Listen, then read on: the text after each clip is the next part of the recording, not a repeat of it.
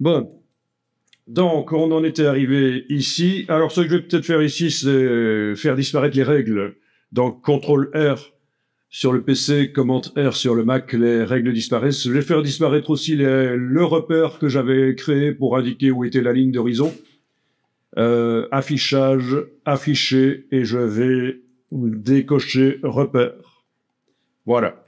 Ils sont toujours là, il est toujours là le repère, mais donc je ne le vois plus. C'est pas plus mal. Bon, avant de continuer sur la bestiole ici, je vous propose d'aller faire le détourage d'un arbre, un sujet complexe. Comme ça, ça nous changera un peu de la bestiole. Et en plus, comme ça, vous verrez une technique à utiliser quand on a affaire à des objets complexes. Donc, on va aller faire un petit tour sur le web et aller chercher une image d'un arbre. Alors, il faudra quand même que l'arbre se détache sur un fond assez uni.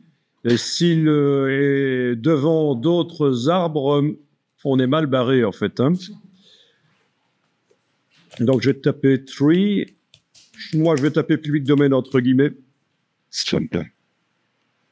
Donc, ce qu'on va voir ici n'est pas très, très facile. C'est pas très, très difficile non plus. OK. Dans les outils de recherche, je vais peut-être demander quand même d'avoir une taille supérieure à 2 mégapixels. OK.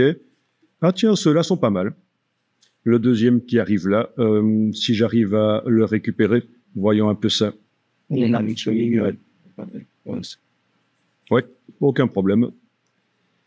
Donc, si vous voulez avoir exactement la même photo que celle que je vais utiliser, vous tapez tree entre guillemets public domain. Dans les images, vous demandez des images supérieures à 2 mégapixels.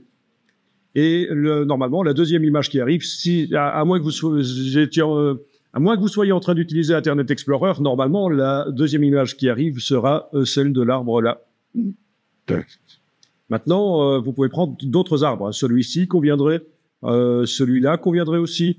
Dès que l'arbre se détache sur un fond qui n'est pas trop complexe, ça ira. Là, on peut dire que la moitié de l'arbre se détache sur un fond très complexe et ça va être un peu plus compliqué. C'est pas impossible, mais ça va être un peu plus compliqué. Et bien entendu, on va prendre un arbre qui est vu en entier. Bon, s'il manquait le bas du tronc, là, c'est pas très grave, ça peut se recréer. Ah oui, il y en a un deuxième, oui. On va s'arranger pour, en effet, le supprimer. Bah, c'est un tronc, il n'y a pas de feuilles. En fait, toutes les feuilles appartiennent au arbre de devant, non? Bon, c'est pas très grave. De toute façon, c'est un arbre, c'est organique, ça peut partir dans tous les sens. OK. Vous prenez un arbre sur un feuille.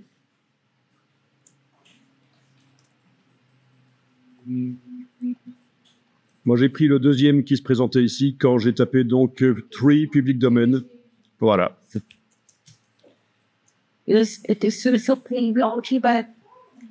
Évidemment, sur fond blanc, vous pouvez les prendre, mais ça veut dire qu'il y a quelqu'un qui a fait le boulot à votre place. Et ici, on est en train de voir comment s'en sortir avec des photos que vous prenez vous-même. Ben oui, sur fond blanc, on va parler des fonds blancs après. Comment sortir rapidement un objet d'un fond blanc. C'est vrai que ça peut être intéressant, notamment celui-ci, par exemple, ce genre de choses, ou même des choses encore plus complexes. On va voir.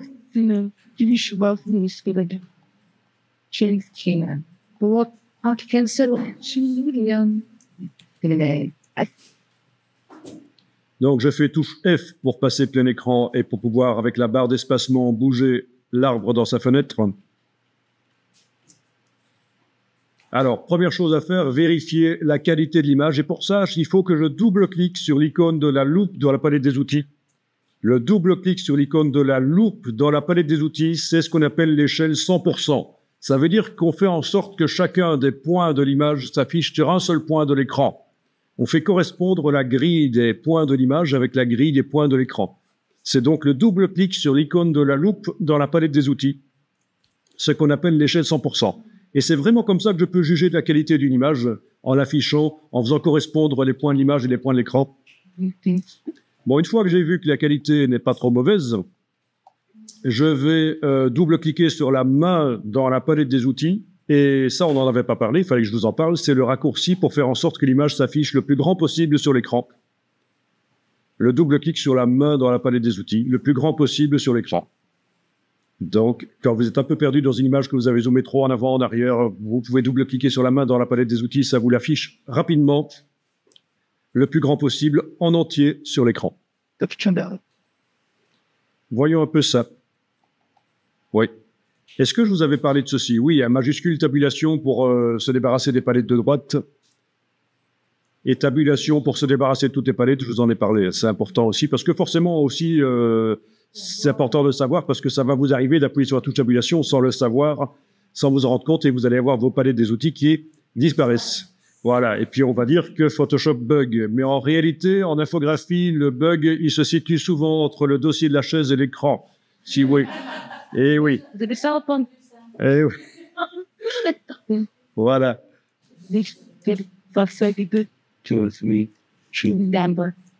Alors, le principe, c'est que je vais en fait utiliser une des couches de l'image pour créer la sélection. Et je dois donc aller dans la palette des couches, menu fenêtre couche. Ah, il était là en bas à gauche, je n'avais pas vu. Voilà, ça c'est la palette des couches. Et je dois cliquer sur chacune des couches et regarder dans l'image pour voir dans quelle couche l'arbre se détache le mieux de son fond en silhouette. Dans ce cas-ci, la couche bleue. Ça va vraiment dépendre du sujet, parce que ce qu'on voit ici sur des arbres, évidemment, fonctionnera aussi sur d'autres sujets complexes. Vous avez compris que faire une sélection manuellement sur un sujet aussi complexe, ça va pas être évident, et donc on va tenter de le faire en automatisant partiellement la chose. Eh bien, une fois que vous avez repéré quelle est la couche dans laquelle l'arbre se détache le mieux en silhouette par rapport à son fond, vous allez dupliquer la couche, vous prenez la couche, vous l'amenez sur le bloc de feuilles dans le bas de la palette des couches et vous obtenez une copie de la couche. Et cette copie de la couche, c'est notre sélection. On va l'utiliser, mais avant d'utiliser, il faut l'améliorer. Il faut que l'arbre soit encore plus foncé sur un fond encore plus clair. Bon, ceci dit, avec certains sujets, ce sera l'inverse. Hein. Le sujet sera clair et le fond sera foncé, mais le principe reste le même. Hein. Quand on dit qu'il faut qu'il se détache en silhouette, ça peut être blanc sur fond noir aussi. Bien, donc vous vérifiez que vous êtes bien en train de travailler sur bleu copie. Les 3 autres couches de l'image, on les laisse tranquilles. Il ne faut pas qu'on modifie la couleur de l'arbre pour l'instant. Donc il ne faut surtout pas qu'on aille dessiner dans les couches. C'est sur la couche bleu copie qu'on va dessiner. Alors on va utiliser des outils. D'abord, je vais peut-être enregistrer cette image au format Photoshop. Voilà, comme ça, j'ai une sécurité au cas où je foire. On va utiliser des outils qui servent à éclaircir et assombrir. Alors, il faut toujours commencer par travailler sur le fond. Dans ce cas-ci, le fond est déjà clair par rapport au sujet, et donc je vais éclaircir. Parfois, le fond sera foncé et le sujet sera clair, donc je devrais commencer par assombrir. Mais en tout cas, ce qui est sûr, c'est qu'il faut commencer par travailler sur le fond. Alors, les outils qui servent à éclaircir et assombrir, ils sont ici. La sucette, exactement. Ben oui, c'est une sucette. Vous avez jamais remarqué que quand vous collez une sucette sur une photographie, ça éclaircit la photo? Je rigole, n'importe quoi. Ce sont des outils traditionnels de la beau photo, en fait. Hein. Mais... Hein? Ah oui. Elle est bien décidément. Donc le principe, c'est qu'en labo photo, on projette un négatif sur un papier et on empêche avec cet outil-là que la lumière arrive à certains endroits de la photo. Comment travailler en négatif? Si on empêche que la lumière arrive, ça éclaircit. Bon. Donc, outil densité moins, il va falloir le régler ici au-dessus pour qu'il éclaircisse ce qui est déjà clair. Donc, gamme ton clair. Au niveau de l'exposition, 50%, c'est un peu trop. On va mettre à peu près 20%. Ensuite, il va falloir prendre une forme de brosse assez grande parce que on n'est pas là pour nettoyer les toilettes à la brosse à dents. Et oui, nous allons agrandir quand même un peu ça. Donc, CTRL-ALT, et vous faites le clic droit sur le PC, le clic gauche sur le Mac, pour avoir une brosse un peu plus grande quand même. Donc, je répète, l'outil densité moins, qui vise les tons clairs, avec une exposition d'à peu près 20%, et une brosse plus grande. Et je passe sur le fond, et vous devriez marquer que le gris clair devient blanc. C'est le but.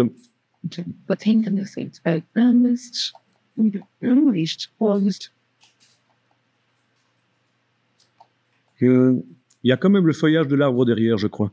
C'est pas très grave. Bon, il faut pas trop insister quand même. Hein. Il faut parce que ça va bouffer le détail si vous insistez, ça va pixeliser. Mais tant que vous avez à peu près le fond qui est de blanc là, sur la projection, ça se voit pas beaucoup la différence. Sur mon écran, ça se voit plus que le fond était gris. Donc c'est bien sur le fond qui est autour de l'arbre qu'on passe. Sur l'arbre lui-même, là au milieu, j'ai pas besoin de passer. Hein. Voilà.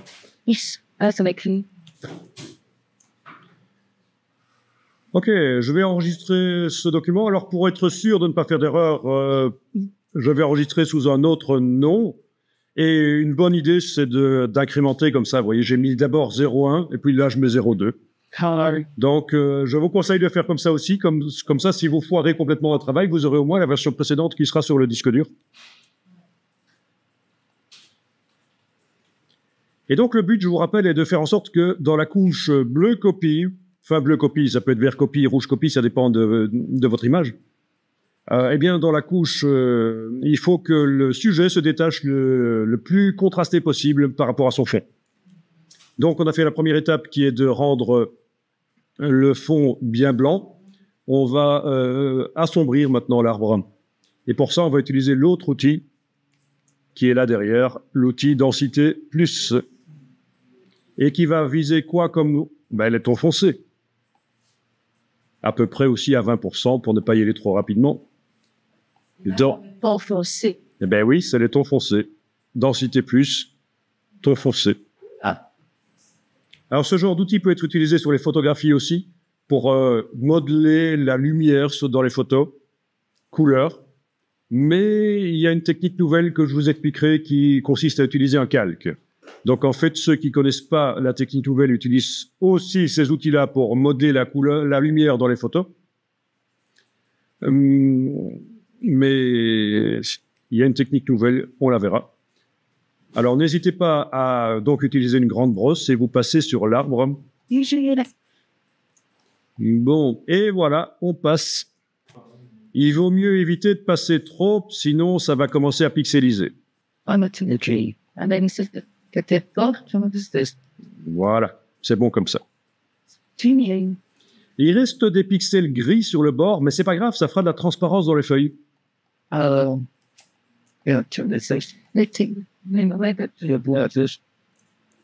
Bon. Normalement, on n'enregistre pas autant. Hein. C'est ici parce qu'on est débutant et que je vais aussi enregistrer beaucoup les fichiers pour que vous ayez par la suite, vous allez récupérer tous les fichiers que je fais, donc vous aurez toutes les étapes en fait. Hein. Le tronc peut être fait aussi, mais c'est pas obligatoire parce qu'on va terminer manuellement en fait. Ok, alors à partir de là, il faut terminer manuellement. C'est-à-dire qu'on va prendre le pinceau et on va dessiner en blanc sur tout ce qui ne concerne pas l'arbre. Comme ça, voilà. C'est là qu'en général, les stagiaires se plantent et ils essayent de continuer à faire ça avec l'outil densité moins. Non, c'est le pinceau. Le pinceau, en mode d'application normale, opacité 100%, vérifiez que c'est bien en normal 100% le pinceau. Et on dessine avec du blanc. Voilà. Sur tout ce qui ne concerne pas l'arbre. Et n'y allez pas à la brosse à dents. On a autre chose à faire.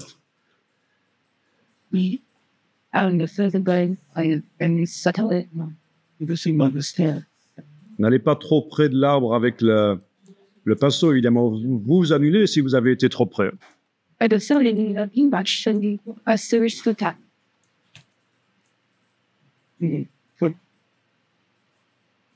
Bon, il ne faut pas être trop perfectionniste non plus.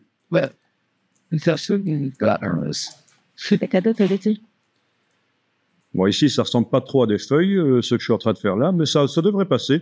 Je pourrais prendre une partie des feuilles avec, au lasso. Pas celle-là, peut-être celle-ci. Bon, on va essayer ça. Avec l'outil de déplacement et la touche Alt, ça me fait une copie que je peux aller déplacer, transformer. Bien. Ça, c'est du cas par cas, en fait. Oui, vers le tout. Mais on verra après. Je vais pas le faire ici. Il vaut mieux le faire après, en fait, sur la version couleur au tampon.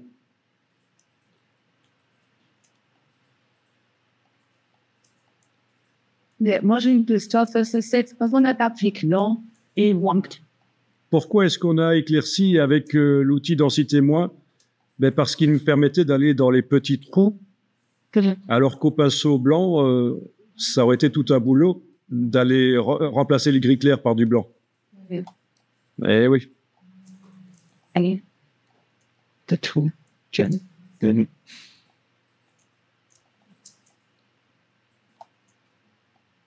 À l'endroit du tronc, allez-y avec une brosse à bord net. Hein. Vous pouvez faire des droites dans Photoshop. C'est clic, majuscule clic. Je recommence pour ceux qui n'auraient pas vu. Clic, puis je vais à l'autre extrémité, touche majuscule, clic. Ça fait des droites.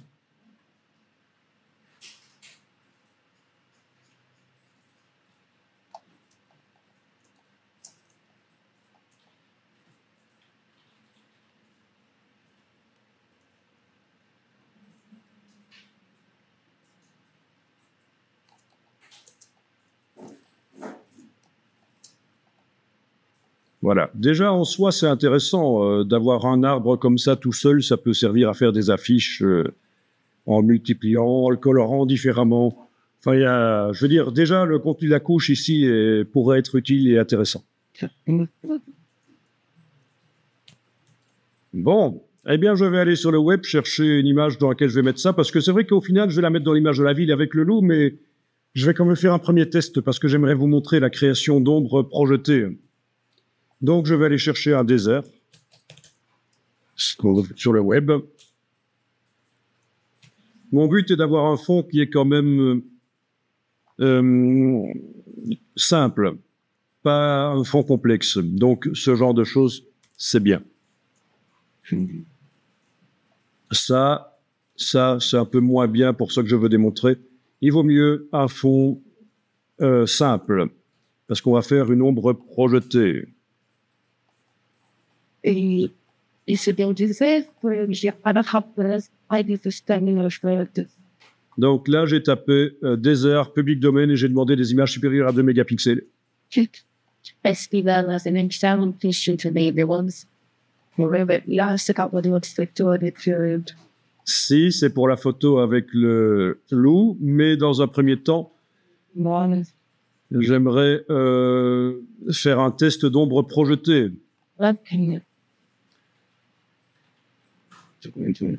Oui. Ah.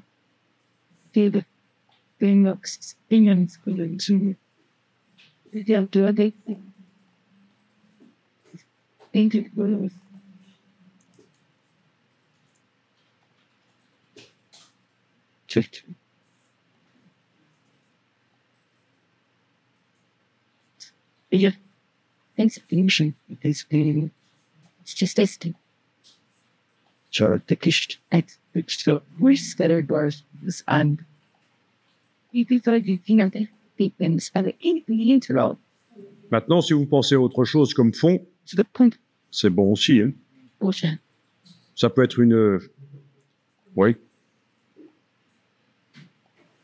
J'ai un peu de mal ici à obtenir une image d'un désert valable. On va dire, je vais essayer avec ça éventuellement.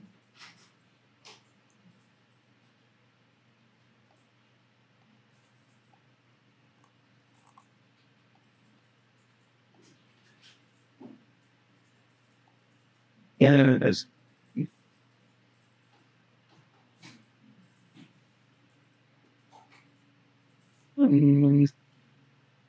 Finally.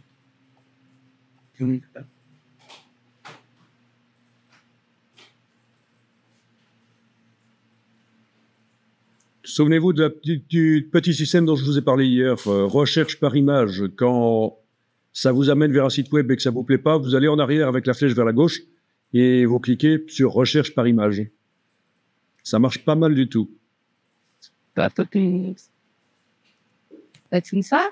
C'est bien ça. Vous prenez une image d'un désert et c'est bon.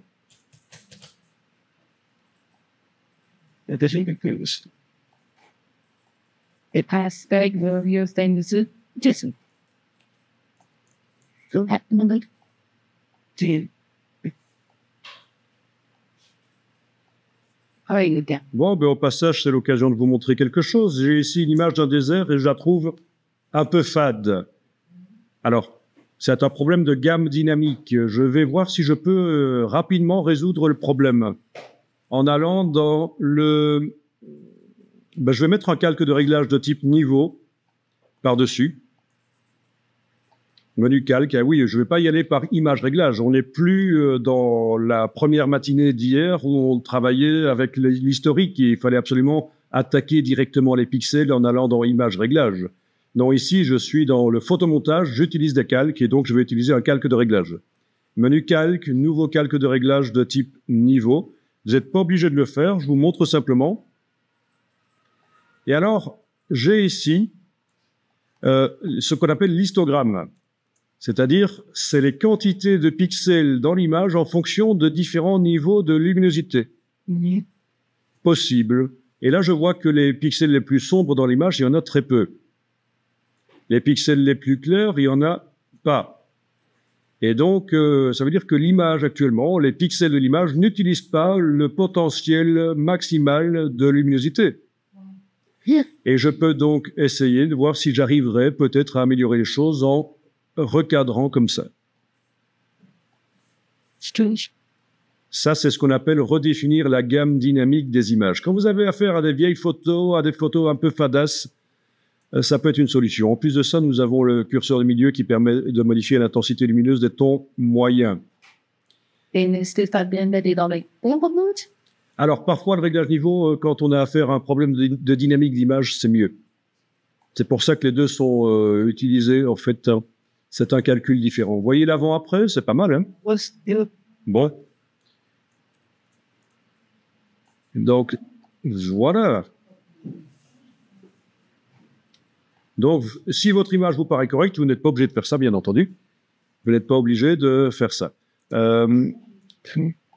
On peut aussi descendre sur chacune des couches et faire la même chose, ce qui devrait normalement équilibrer les couleurs.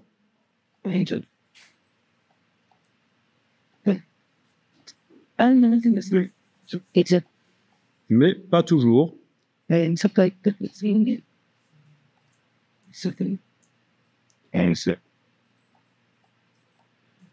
enfin, retenez cette astuce pour retoucher les photos rapidement, ça peut être vraiment intéressant.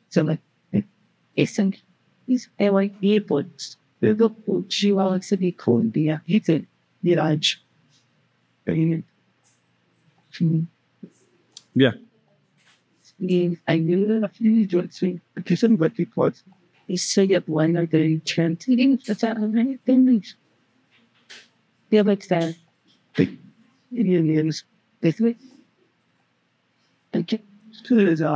Ok, alors je vais mettre donc l'arbre dans ce désert. Donc, en effet, vous l'avez dit, menu fenêtre réorganisé, tout affiché dans des fenêtres flottantes.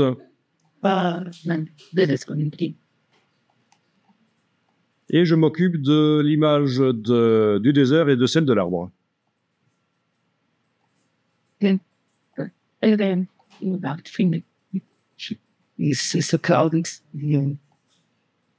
Alors, je suis en train de travailler sur l'image de l'arbre. Je vais réactiver le travail sur l'image parce que pour l'instant, je suis en train de travailler sur la couche alpha qui s'appelle Bleu Copy. Donc, je clique sur le mot RVB. Attention, ceci n'est pas un mot, c'est un œil. Donc, quand on dit de cliquer sur le mot RVB, c'est bien ceci.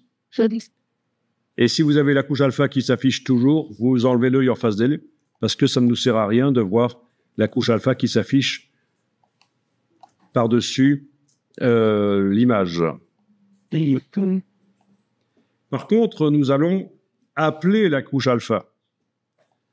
On va récupérer la sélection de la couche alpha. Et ça, c'est avec la touche contrôle du PC ou commande du Mac. On clique à cet endroit-ci et ça appelle la sélection. La touche contrôle du PC ou commande du Mac permet de rappeler la sélection, la récupérer.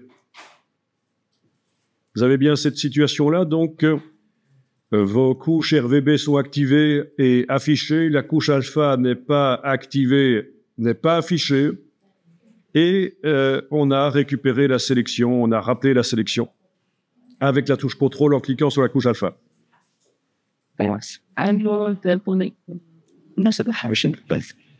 Bien. Alors évidemment, ce qui est blanc dans la couche alpha, c'est ce qui sélectionne. Et donc actuellement, ce qui est sélectionné, ça se voit, c'est ce qui est situé entre le bord de l'image et l'arbre. Donc on va devoir inverser la sélection en faisant sélection intervertir. Sélection intervertir, vous avez l'arbre qui est maintenant sélectionné. Vous voyez la différence, hein, tout à l'heure, juste avant, c'était entre le bord de l'image et l'arbre que c'était sélectionné. Donc toute l'image sauf l'arbre. Je viens de faire sélection intervertir et voilà, l'arbre est sélectionné.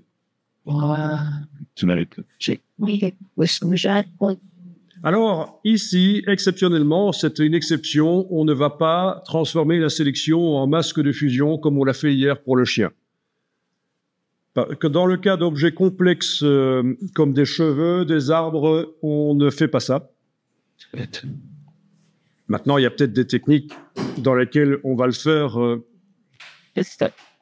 Donc, il est possible que certaines techniques fassent intervenir la création d'un masque de fusion, même si on a des objets complexes. Mais dans la technique que je vous explique ici, on saute l'étape du masque de fusion et on va déplacer directement ce qui est sélectionné vers le désert. Donc, votre image du désert doit être au moins partiellement visible, comme c'est le cas ici chez moi.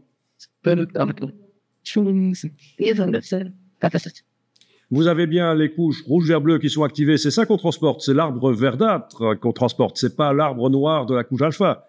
Donc, c'est bien les couches rouge, vert, bleu qui doivent être activées. Je prends l'outil de déplacement et je vais déplacer. Mais alors, attention, l'arbre, il est plein de trous. Alors, j'aime autant le prendre par le tronc. C'est plus simple. Parce que si vous le prenez par le milieu, il y a une chance, il y a parfois des chances que vous soyez dans un trou. Alors, je clique sur le tronc avec l'outil de déplacement et je le déplace sur l'image du désert. Et voilà, il est là. Alors, cette image-là, je vais l'afficher plein écran, donc touche F, et je vais voir un peu cet arbre. S'il est trop grand par rapport au décor, vous savez ce qu'il faut faire. Il faut jeter le calque, multiplier les pixels du décor par image, taille de l'image, et ramener à nouveau l'arbre. Comme ça, il ne sera pas trop grand dans le décor. C'est la même chose que pour le loup hier. C'est pas en fait l'élément que j'amène dans le décor qui est trop grand, c'est le décor qui est trop petit. C'est comme ça qu'il faut réfléchir. Ok. Alors, il est possible que sur le bord de votre arbre, vous ayez une espèce de halo gênant. Voilà comment vous allez pouvoir essayer de résoudre le problème. Vous êtes donc en train de travailler sur le calque qui contient l'arbre. Vous essayez menu calque en haut de l'écran, dernière ligne, ça s'appelle cache. Et notre arbre était sur un fond clair. On va donc demander retirer le cache blanc. Si on avait un arbre qui, dans sa photo originale, était sur un fond foncé, on demanderait retirer le cache noir. Mais c'est donc menu calque, cache, retirer le cache blanc. Voilà. Donc voilà, vous avez l'avant-après.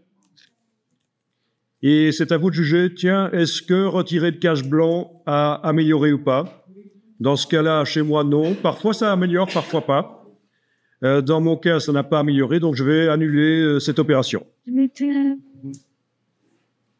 Alors, vous enregistrez l'image.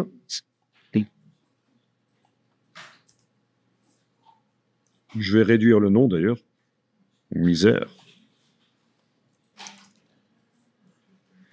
Vous enregistrez l'image forcément en format Photoshop avec les calques. Et l'étape suivante va consister à créer une ombre projetée pour cet arbre, en fait. C'est-à-dire qu'on va utiliser la silhouette de l'arbre, on va la coucher sur le sol, on va faire en sorte que l'ombre devienne, au fur et à mesure qu'elle s'éloigne de l'arbre, hein, les parties les plus éloignées de l'arbre vont être floues et un peu transparentes. Mais ça, je vous propose de le faire après quelques cafés parce que c'est pas si évident que ça.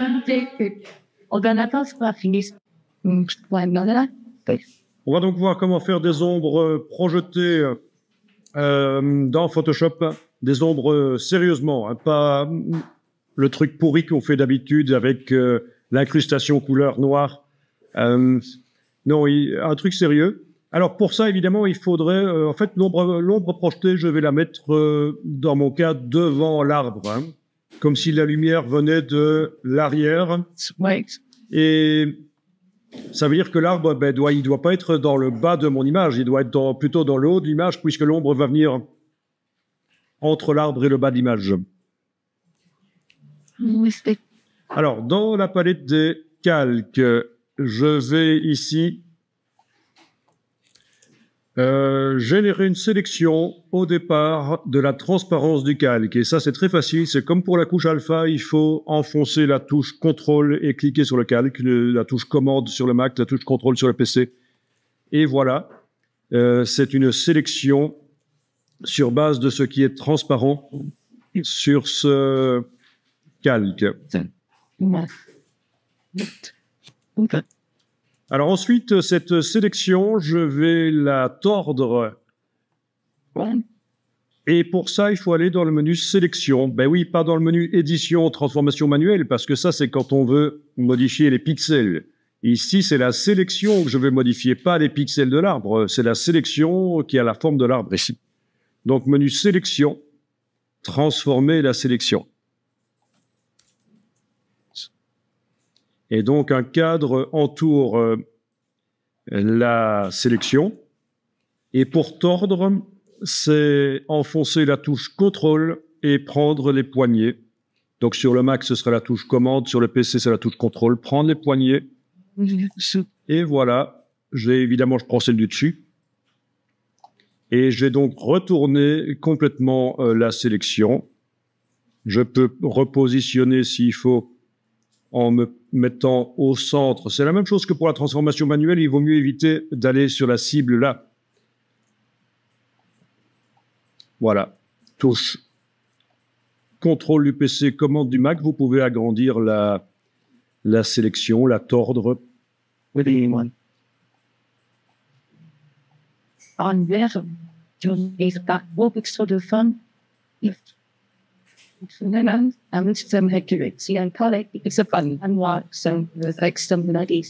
Bon, ben quand c'est bon, vous cliquez sur le petit V là au-dessus pour valider la transformation de la sélection.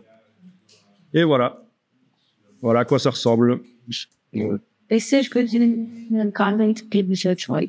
Voilà, vous avez donc la sélection qui a été tordue. Alors, on va la mémoriser au cas où, hein, si jamais on faisait une gaffe et qu'on la perdait.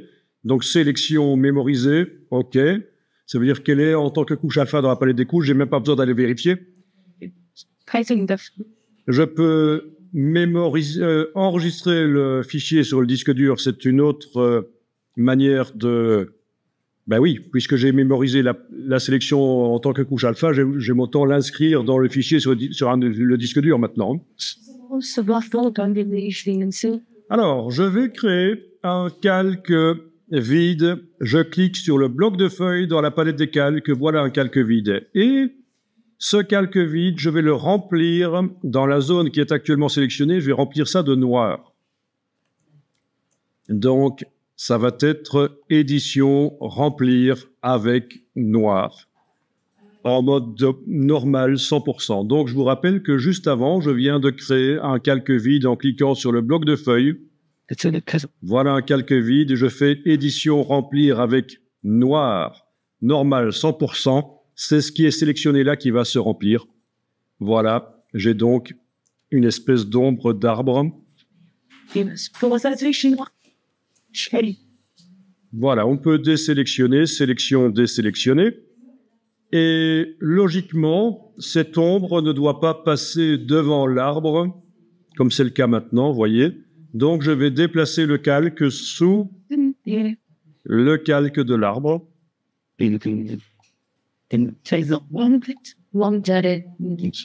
OK.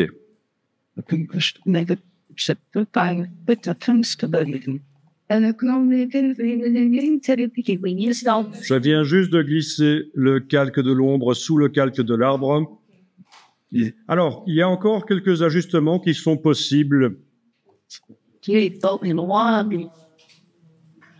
Au niveau de la géométrie, d'abord, je peux aller dans édition, transformation manuelle. Pourquoi manuelle et pourquoi pas sélection, transformer la sélection? Mais parce que c'est plus une sélection.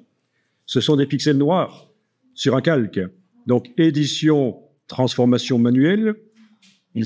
Et avec la touche contrôle, je peux essayer d'ajuster un peu l'ombre, la repositionner. Bon, évidemment, par rapport à tout à l'heure, on a moins de marge. Hein. C'est juste des petits ajustements ici de l'ombre. Ah oui, il est possible que le magnétisme vous ennuie, c'est-à-dire vous avez l'impression que les choses collent, notamment, voilà, ici, j'ai une poignée qui colle toute seule à un certain moment sur le bord de l'image. C'est très ennuyeux. Alors voilà ce qu'on peut faire, on peut aller dans le menu affichage et on peut désactiver le magnétisme. Et comme ça, vous serez beaucoup plus libre dans vos mouvements, vous allez sentir que ça cale moins. Donc n'oubliez pas la touche contrôle pour tordre, voilà. Et on valide. Si vous voulez voir l'avant-après, vous faites CTRL Z plusieurs fois. Bon, ça paraît quand même plus logique que l'ombre soit plus couchée comme je viens de la faire là, plutôt que comme ça en fait. Hein. Donc on a droit à l'erreur. Quand vous faites la transformation de sélection, vous avez le droit de faire l'erreur de mal positionner. Il faut quand même essayer de se rapprocher le plus possible de la réalité. Oui.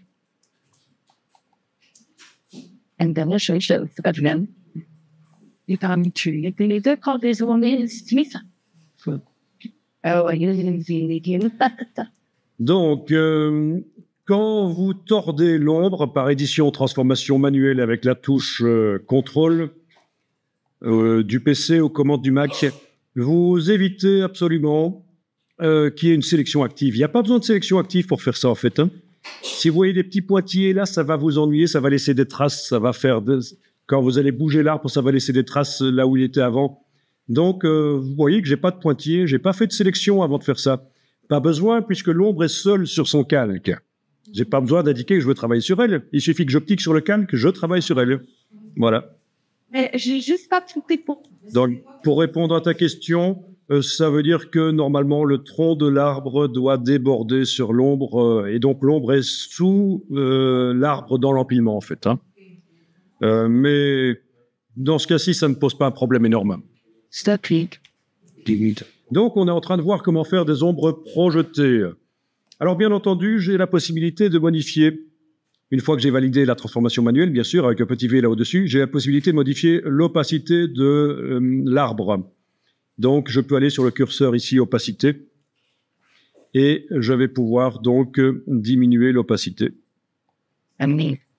pour obtenir quelque chose d'un peu plus réaliste, peut-être.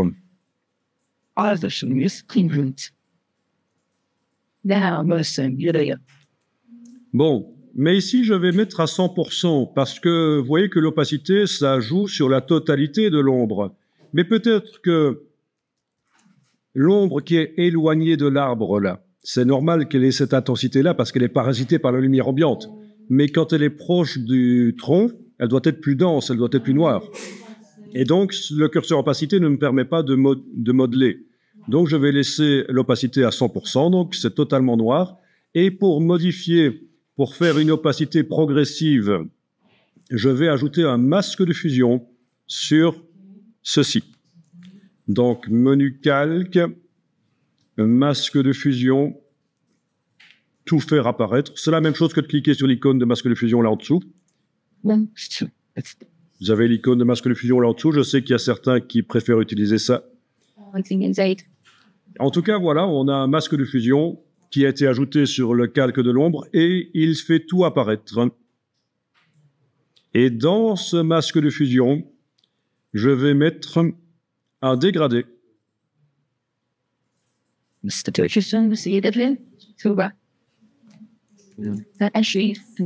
Vous vérifiez que vous êtes bien en train de travailler sur le masque de fusion, c'est lui qui est encadré sur ce calque-là.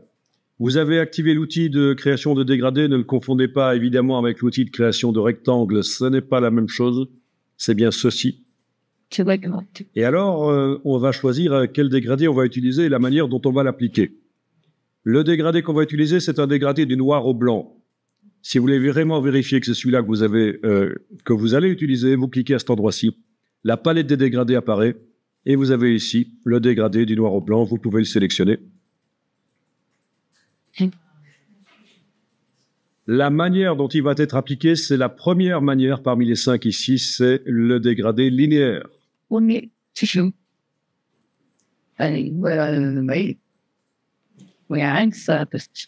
Ben, il n'y a rien qui se passe parce qu'on n'a pas encore mis le dégradé, on est en train de préparer le brol, là. Je vais zoomer en arrière, c'est important, et je trace le dégradé. Et vous avez un dégradé qui arrive dans le masque de fusion.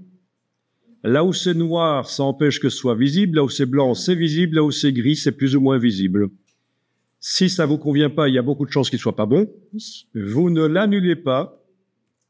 Vous ne l'annulez pas, parce qu'en fait, le dégradé, il est en train d'être appliqué en mode normal, ça veut dire recouvrant, opacité 100%. Et donc, ça veut dire que le dégradé qui est déjà là fait, si j'en recrée un deuxième, le premier est complètement recouvert. Donc, vous pouvez tracer autant de fois que vous voulez, dans un sens, dans l'autre. Ah, et vous voyez que j'ai zoomé en arrière, c'est pour pouvoir commencer le dégradé éventuellement à l'extérieur de l'image, pour qu'il soit très long. Je vais même encore zoomer en arrière.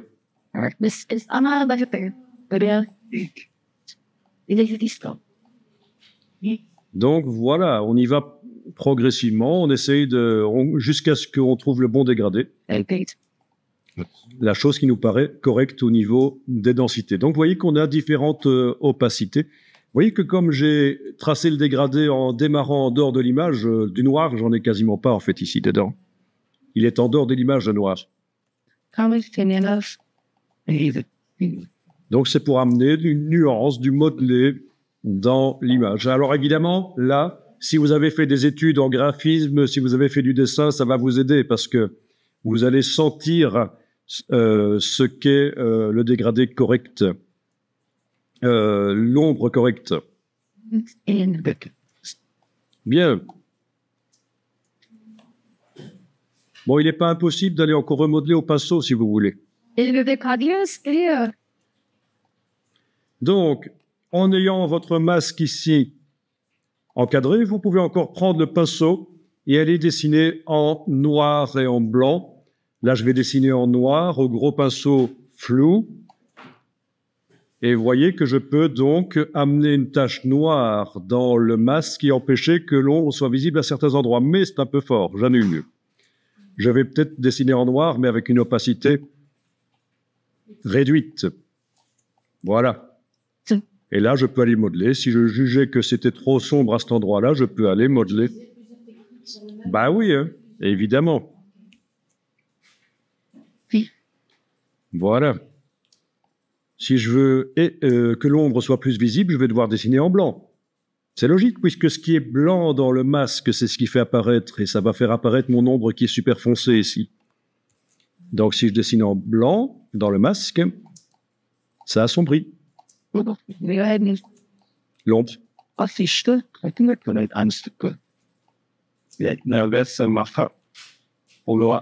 Ça, c'est celui-là. En noir, ça éclaircit l'ombre puisque ça la rend invisible. On travaille dans un masque dans lequel ce qui est blanc, c'est ce qui fait apparaître l'ombre noire. Ce qui est noir, c'est ce qui fait disparaître l'ombre noire. Ça fonctionne pas avec moi.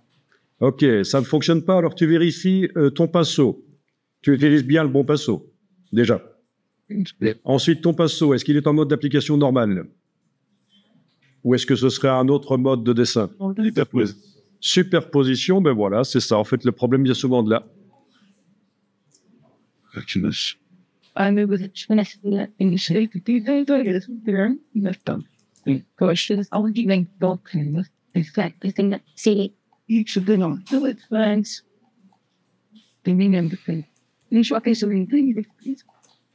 Ok.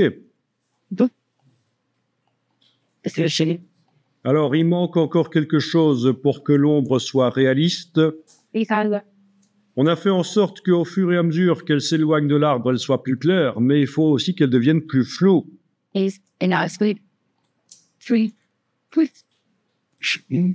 Alors ici, je pourrais utiliser les filtres. Oui, on va voir. On va essayer d'utiliser les filtres.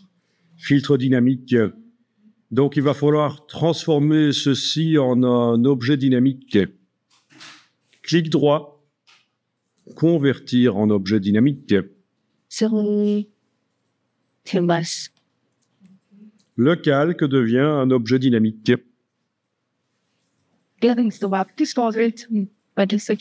Si on saura encore changer l'ombre, je vous montre après. Donc, le fait d'avoir converti en objet dynamique, le masque de fusion est entré dans l'objet dynamique. Ça veut dire que si je veux le modifier, il faudra que j'ouvre l'objet dynamique et ça, on va en parler un peu plus tard.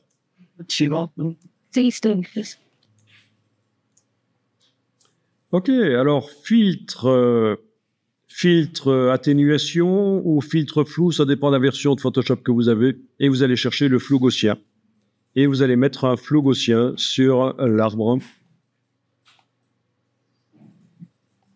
Voilà, on voit que ça paraît un peu plus réaliste d'avoir une ombre un peu floue comme ça.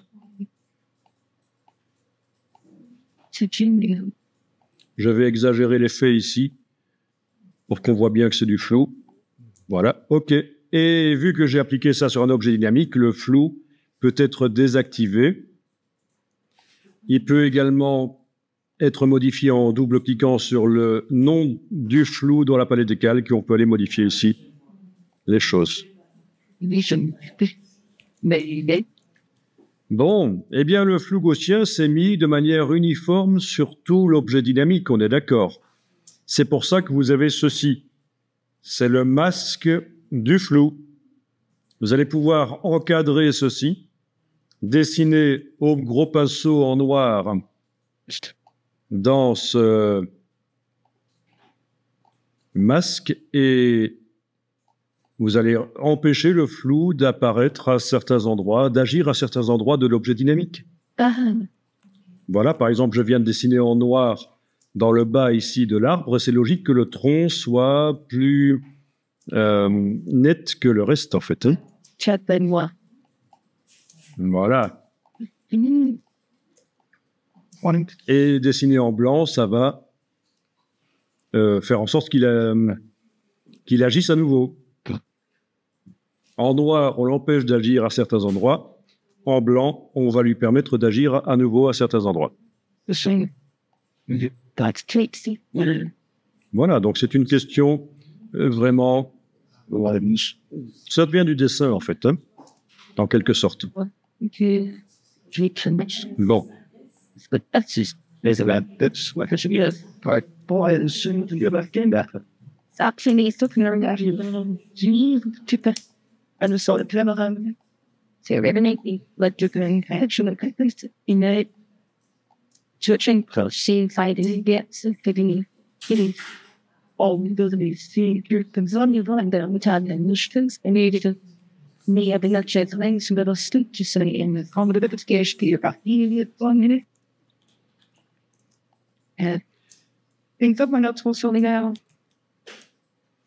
Alors, vous avez encore la possibilité de modifier l'opacité de l'objet dynamique, mais ce sera uniquement pour le rendre plus transparent, globalement.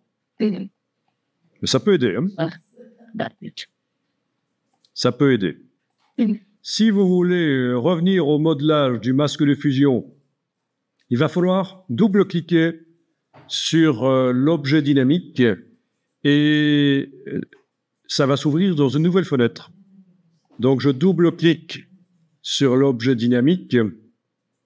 OK. Et ça s'est ouvert dans une nouvelle fenêtre. Qu'est-ce que je retrouve? Ben, mon ombre avec son masque de fusion. Bon, faites ça déjà, double-cliquez dessus et puis je vous explique juste maintenant la suite. Alors, le principe, c'est ça. Quand on double-clique sur un objet dynamique, il s'ouvre dans une nouvelle fenêtre. Alors, pour la suite, je vais faire en sorte que la fenêtre qui contient mon arbre et mon désert et cette fenêtre-ci soient visibles côte à côte. Je vais donc devoir m'arranger pour les avoir côte à côte.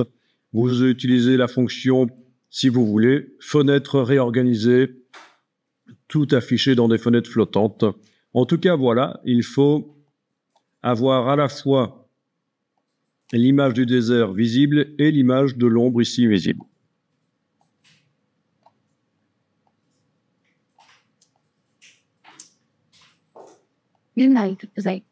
Donc on est d'accord, la fenêtre ici, qui est indiquée en calque, dans mon cas, calque 2.psb, c'est l'objet dynamique. C'est l'objet dynamique qui s'est ouvert dans sa fenêtre quand j'ai double-cliqué sur lui. Et à gauche, là, c'est le photomontage avec le désert et l'arbre et son ombre.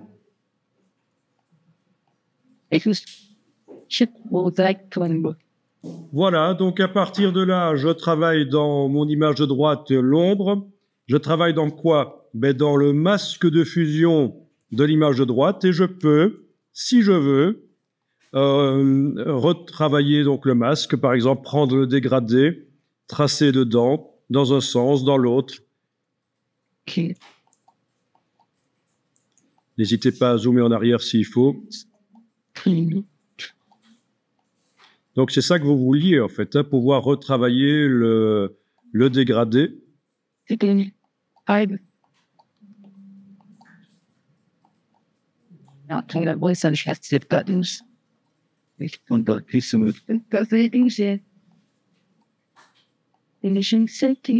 Ok. Et quand vous avez mis le dégradé qui vous plaît, vous allez réintégrer cette image de droite dans l'image de gauche, tout simplement en faisant CTRL-S, ce qui correspond à fichier enregistré. Et voilà. Ça vous plaît pas, vous continuez le dégradé, CTRL-S, et vous voyez ce que ça donne à chaque fois dans l'image d'à côté. C'est ça le principe de l'objet dynamique. On double-clique sur lui, il s'ouvre dans une fenêtre à part, et pour le réintégrer, une fois que vous l'avez modifié, vous faites CTRL-S. Comment on revient en arrière? Ah, si on n'aime pas ce qu'on a fait, on fait CTRL-ALT-Z sur l'image de l'objet dynamique et on fait à nouveau CTRL-S à un certain moment. CTRL majuscule Z pour aller en avant. En fait, c'est l'historique, quoi. Oui, je comprends.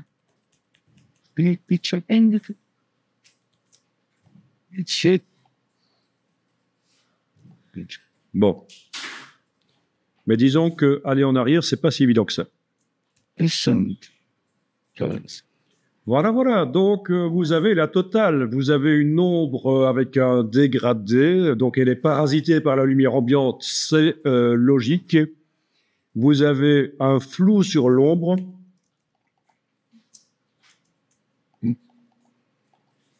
Un flou partiel sur l'ombre. Donc, ça paraît réaliste, tout ça. Écoutez, si vous voulez être sûr de ne pas faire de gaffe, parce que c'est vrai que le CTRL-ALT-Z, ça marche pas super bien quand on est dans l'objet dynamique. À partir du moment où vous enregistrez, c'est difficile de revenir en arrière. Avant de faire ça, vous pouvez dupliquer l'objet dynamique et un des deux, vous enlevez l'œil en face. Comme ça, c'est votre backup. Et je vais même le renommer ici backup. Comme ça, si jamais vous foirez complètement celui-là que vous allez modifier, vous n'aurez qu'à le jeter, vous aurez qu'à faire réapparaître le backup. Voilà. De toute façon, vous enregistrez aussi régulièrement sous des noms différents sur le disque dur. Hein. Donc, normalement, perdre quelque chose qui était bien, ça ne doit pas arriver. Oui. Peut-être que c'est comme ça que... Donc, pour la suite, voyons.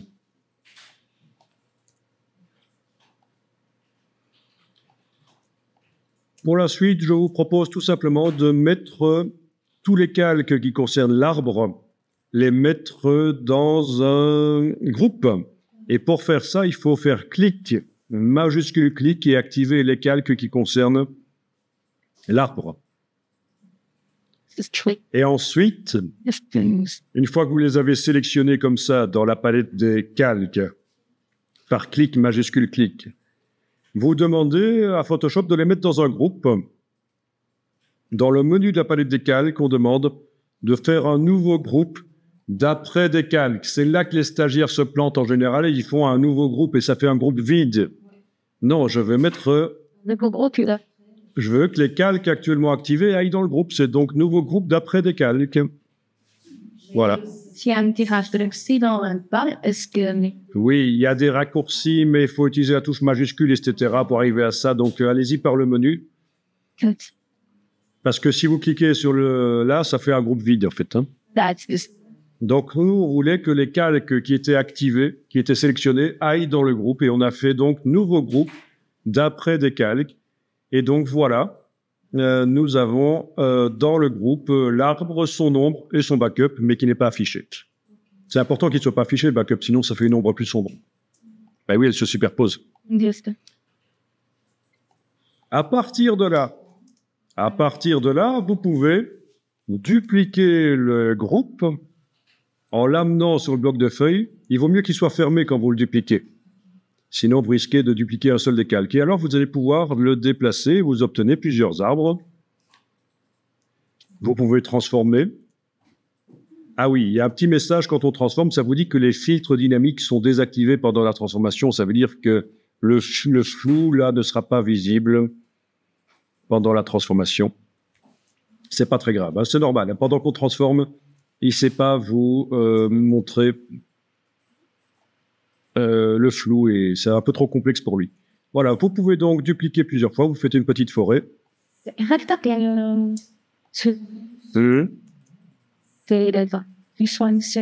Édition, transformation manuelle. Voilà. Et alors, logiquement, les arbres qui sont le plus au fond doivent être derrière les autres. Hein. Je veux dire, celui-là qui est le plus petit, là-bas au fond. Je vais le mettre... sous les groupes. Attention, pas dans le groupe. Hein. Il y a une différence. Ça, c'est sous le groupe, ça, c'est dans le groupe. Vous voyez que je déplace le groupe du dessus, il ne faudrait pas qu'il tombe dans un autre groupe. Là, si je lâche à ce moment-là, il tombe dans l'autre groupe. Si je fais ça, il est sous le groupe. Vous voyez la différence, c'est subtil. Hein. Donc, logiquement, les arbres qui sont plus à l'arrière doivent être le plus en bas dans l'empilement des groupes. Logique, comme ça, si je superpose des arbres, c'est logique, hein, mais ça marche. Voilà, par exemple. Là, ça paraît assez logique au niveau du feuillage. Là.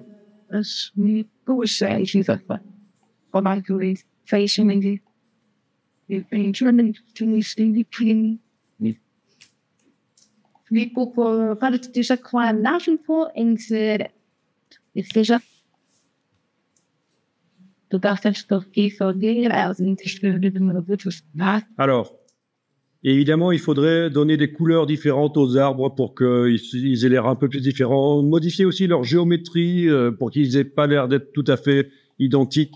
Tout ça est possible, mais ça, je vous montre après. Comment on peut modifier la géométrie des arbres pour les rendre un peu différents.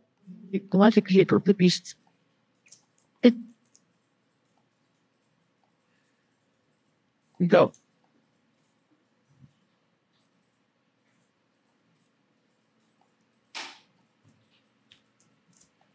And then that's what you're into running to.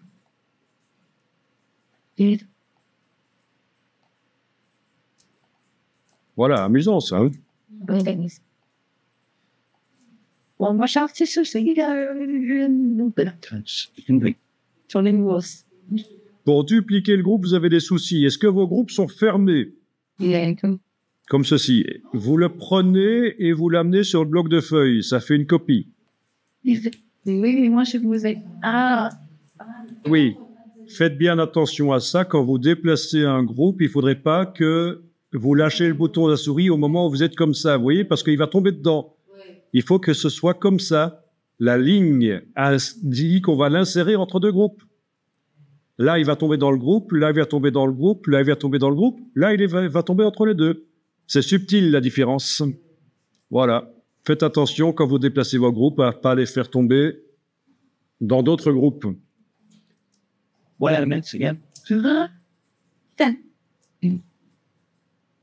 Bien. Bon, et pour les plus téméraires parmi vous, vous allez pouvoir activer les groupes et les mettre dans un groupe. Et dupliquer ce groupe, ça veut dire que vous dupliquez 4 arbres d'un coup. Voilà, et on peut déplacer, et ça nous fait des rangées d'arbres. On peut redimensionner. Donc, on peut faire des groupes avec des groupes, en fait. Il n'y a pas de problème.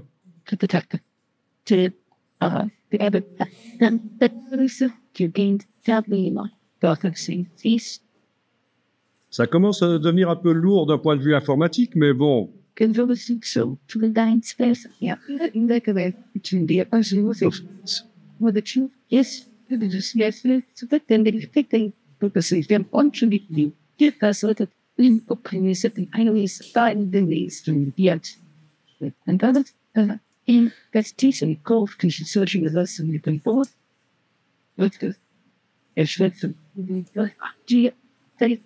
C'est le monde des oliviers, il manque plus que Jésus et ses apôtres. Je vous laisse décider le petit Jésus.